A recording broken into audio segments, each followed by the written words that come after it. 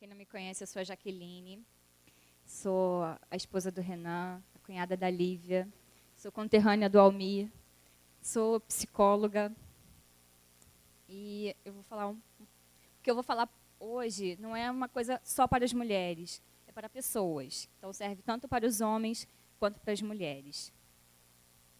As meninas me propuseram um tema, né, e sobre falar alguma coisa, né, do homem, como o homem pode enxergar a mulher, tal. Eu fiquei pensando, e eu não cheguei a conclusão nenhuma, porque sobre isso tem muitas coisas para a gente poder pensar e muitos pontos a serem levados em consideração. A gente ia ficar aqui a noite inteira, né? Então eu falei, não, então, Senhor, orienta aí, porque acho que isso não vai dar, né? Então, eu estava pensando assim, também não vamos falar de relacionamento, porque é uma coisa meio clichê, né? Ficar falando, homens são de Marte, mulheres são de Vênus, blá, blá, blá, todo mundo já sabe disso, está careca de saber, não é verdade? E aí, tem coisa assim que não tem como mudar, né? Homens e mulheres são diferentes, ponto final, né? E a gente tem que saber conviver com isso, lidar com essas diferenças, né? A gente sabe que os homens são extremamente racionais, né? As mulheres são sentimentos, os homens sonham com que as mulheres possam pensar e as mulheres sonham que os homens possam sentir, né? E a gente vai ficar nessa briga para sempre, porque não tem jeito, não dá para mudar, não tem como, né? Os homens, eles gostam de ter razão, é verdade? Falando alguma mentira? É difícil eles abrirem mão da razão, mesmo que eles estejam errados, né? E, enfim, razão para o homem é fundamental. Bobagem, né? Bobagem, imagina. Né? Até porque para o homem ter razão é uma questão de poder, né? Tá relacionado lá com falo, né? Psicologicamente falando, né? O homem, ele nasceu para pensar, né? É praticidade, né? Mulher não, mulher já nasce sonhando com casamento, né? Com um príncipe encantado, né? De ver um grande amor, né? Aquela coisa de romance, amor, não engordar, não envelhecer, coisa de mulher. Não tem jeito.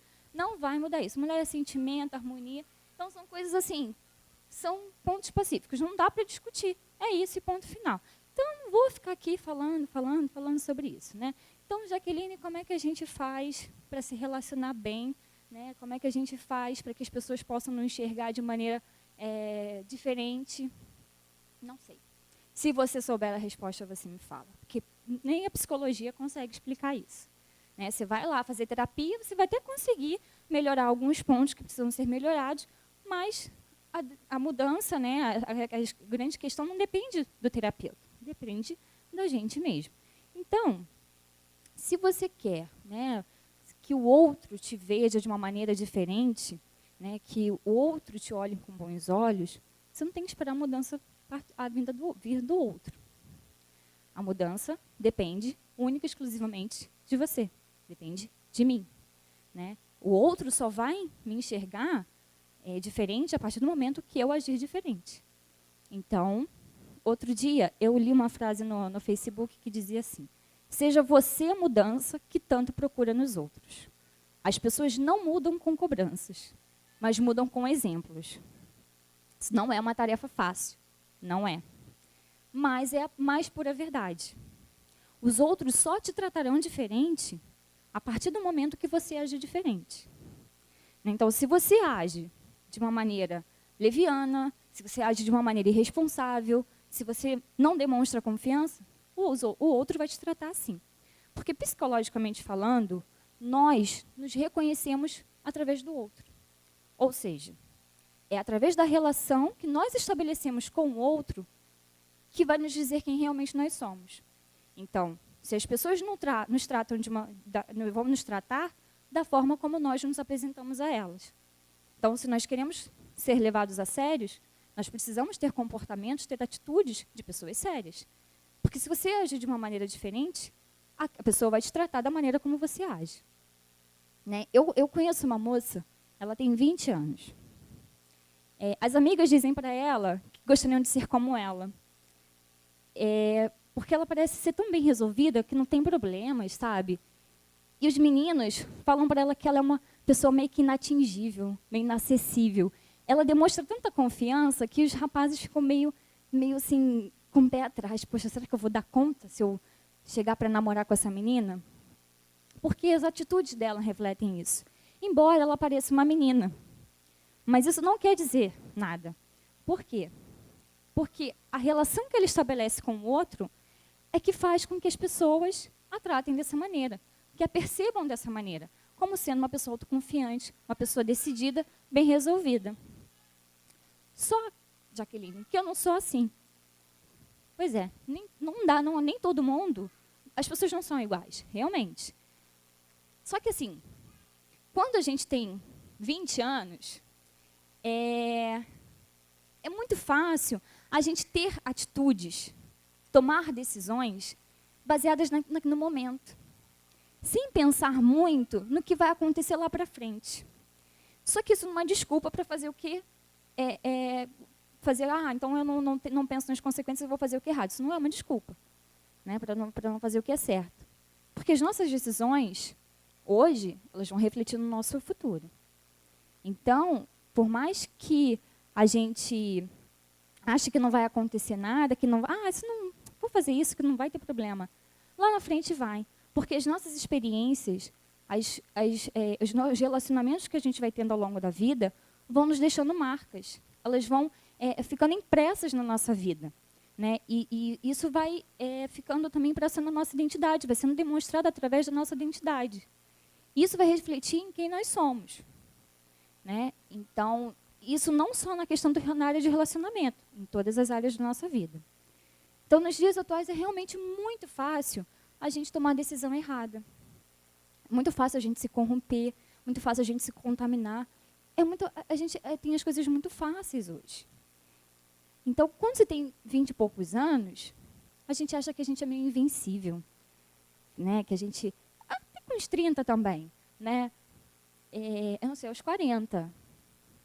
Não. Tá bom. Que bom. Que bom. Porque os rapazes gostam de velocidade. Vou correr porque não vai acontecer nada. Não, pode acontecer. Né? E, vou fazer isso porque ninguém vai ficar sabendo mesmo. Não tem problema. Pode ser que ninguém realmente fique sabendo, mas como eu falei, isso vai ficar marcado na sua vida. Essa experiência e essa atitude fica impressa na sua vida. Então, quando a gente fica um pouquinho mais velho, lá para os 30, a gente já começa a perceber assim, aquela atitude errada que eu tomei lá atrás está fazendo diferença hoje.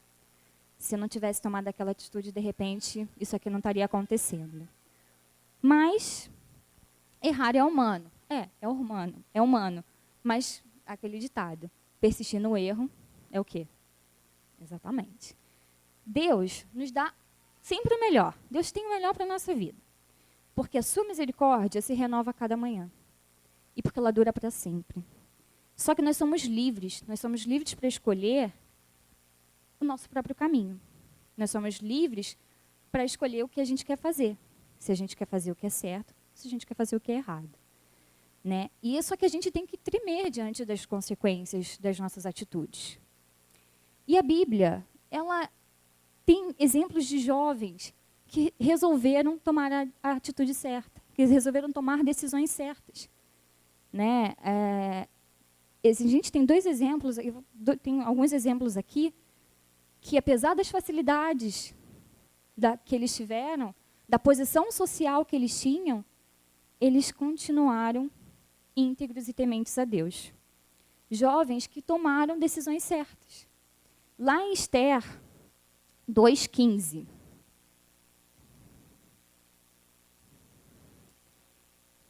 diz assim: quando chegou a vez de Esther, filha de Abiail, tio de Mardoqueu, que a tinha adotado como filha, ela não pediu nada além daquilo que Hegai, oficial responsável pelo harém, sugeriu. Esther causava boa impressão a todos que a viam. Ela foi levada ao rei Xerxes, à residência real, no 10º mês, o mês de Tebete, no 7º ano do seu reinado. Esther poderia ter se deixado levar pela posição de rainha que ela tinha. Né? O rei perguntou para ela algumas vezes o que ela desejava, né? E ela desejou o que era certo. Ela não se corrompeu. pelaquela posição que ela tinha. Né? Ela continuou humilde, ela continuou modesta, né? Ela fez o que era certo e Deus a honrou. Né? Esther não se deixou corromper realmente pela posição, né, de rainha, de ser a mais bela, de ter sido escolhida pelo rei. Né? E ela agiu de uma forma determinada, de uma forma sábia. A gente pode dizer que Esther foi uma mulher que tinha uma autoestima, né, que era uma pessoa confiante. Né, porque para ela poder tomar aquela decisão de ir perante o rei, né, interceder pelo seu povo, ela tinha que, além de ser temente a Deus, ter uma certa confiança. Outro exemplo bíblico que eu gosto muito é o de Daniel, que é Daniel 1:8. Daniel, contudo, decidiu não se tornar impuro com a comida e com o vinho do rei, e pediu ao chefe dos oficiais permissão para se abster deles. E Deus fez com que o homem fosse bondoso para com Daniel e tivesse simpatia por ele. Daniel levava uma vida relativamente fácil. Né? Ele morava no palácio, na Babilônia. No entanto, essa vida poderia ser considerada bem perigosa, justamente por essa facilidade que ele tinha, né? O risco que ele corria de se envolver com as coisas erradas. A Babilônia era considerada Hollywood naquela época. Imagina a gente vivendo em Hollywood, com dinheiro, carro, fama. Imagina. Gente, Hollywood. Né? Então, né, vamos pensar. Só que Daniel não se corrompeu. Daniel continuou tendo uma vida irrepreensível, mesmo vivendo numa corte corrupta. Ezequiel, ele cita Daniel, dizendo: mesmo que estes 3 homens, Noé, Daniel e Jó, estivessem nela, por sua retidão, eles só poderiam livrar a si mesmos. Palavra do soberano Senhor. 20. Juro pela minha vida, palavra do soberano, o Senhor, mesmo que Noé, Daniel e Jó estivessem nela, eles não poderiam livrar seus filhos e suas filhas.